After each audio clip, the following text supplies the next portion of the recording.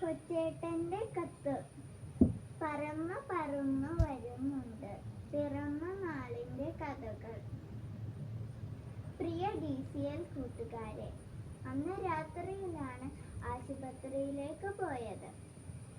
പ്രകാശിൽ നിന്ന് തങ്കമണി വരെ പലരും ചേർന്ന് കട്ടിലിൽ അമ്മയെ ചുമന്നു കൊണ്ടുപോയി. തങ്കമണിയിൽ നിന്നും കാൽവരി മൗണ്ടിലേക്ക് ജീപ്പിലാണ് കൊണ്ടുപോകുന്നത്. അപ്പോഴുണ്ട് പെരുമഴ.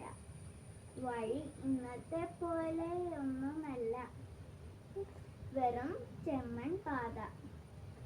മഴ പെയ്യുമ്പോൾ ചെളി കുഴഞ്ഞ മൺപാതയിലൂടെ ജീപ്പ് കയറാൻ കൂടെ വന്നവർ ജീപ്പിൽ നിന്നിറങ്ങി തള്ളും. അങ്ങനെ 2-3 കിലോമീറ്ററുകൾ പെരുമഴയത്തു വണ്ടി തള്ളിയാണ് കാൽവരി മൗണ്ടിലെത്തിച്ചത്. അവിടെ നിന്ന് കട്ടപ്പന സെന്റ് ജോൺസ് മിഷൻ ആശുപത്രിയിലേക്ക് പറന്നു. അവിടെ എത്തിയപ്പോഴും അമ്മയ്ക്ക് പ്രഷർ കൂടി, ശരീരം കോച്ചിപ്പോയി. 2 മണിക്കൂർ കൊണ്ട് മുണ്ടക്കയം മെഡിക്കൽ ട്രസ്റ്റ് ഹോസ്പിറ്റലിൽ എത്തിച്ചാൽ ചിലപ്പോൾ അമ്മയും കുഞ്ഞും മരിക്കില്ല.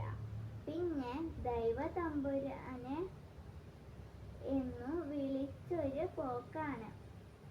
അന്ന് KK റോഡ് ഇന്നത്തെ പോലെയല്ല, വളവും തിരിവും കുണ്ടും കുഴിയുമാണ്.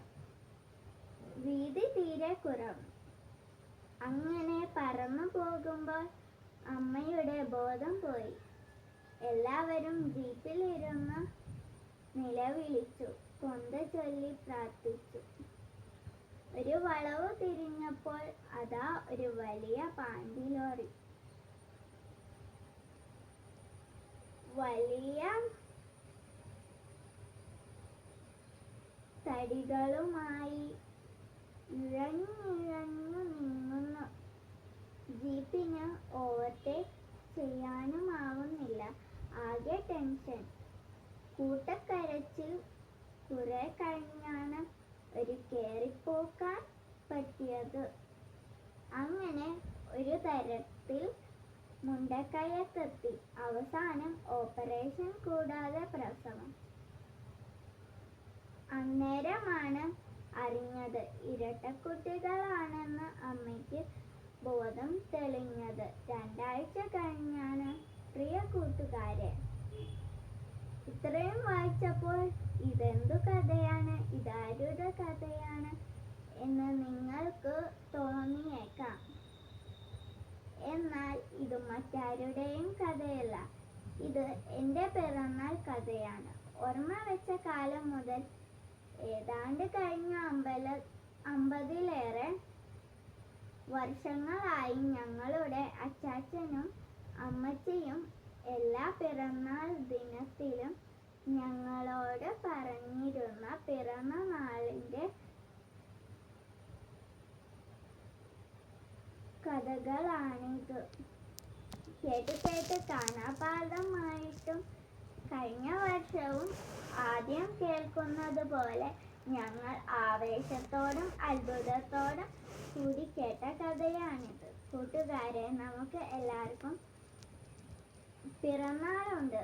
നമ്മൾ തന്നെ ഹാപ്പി ബർത്ത്ഡേ എന്നാണ് പറയുന്നത്. എന്നാൽ നമ്മൾ പിറന്ന നാൾ ആർക്കാണ് ഹാപ്പി ബർത്ത്ഡേ ആകുന്നത്? പിറന്ന നമ്മൾ ചീവീടു കരയുന്ന പോലെ നീണ്ട വായിൽ നിലവിളിക്കുകയായിരുന്നല്ലോ. പിറക്കുമ്പോൾ കുട്ടി കരയണം. കരഞ്ഞില്ലെങ്കിൽ ആരോഗ്യ പ്രശ്നമുണ്ടാകാൻ സാധ്യതയുമുണ്ട്. നമ്മൾ പിറന്ന ദിനം നമ്മുടെ അമ്മയ്ക്കും അച്ഛനും ഹാപ്പി ഡേ ആയിരുന്നു. ഇത് വായിക്കുന്ന നിങ്ങൾ ഒന്നറിയണം.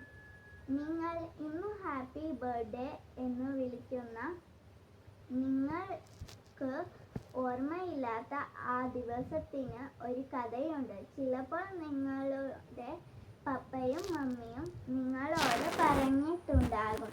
ചിലപ്പോൾ നിങ്ങൾ കേട്ടിട്ട് പോലും ഉണ്ടാകില്ല. നിങ്ങൾ ജീവൻ സുരക്ഷിതമായിരിക്കാൻ നിങ്ങളുടെ ജീവിതം സന്തോഷഭരിതമാക്കാൻ